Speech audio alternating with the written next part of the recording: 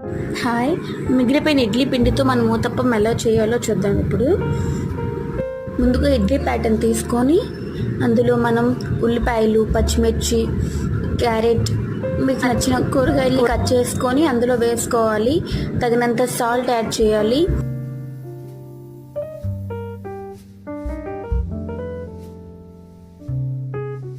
దీన్ని బాగా మిక్స్ చేసుకోవాలి.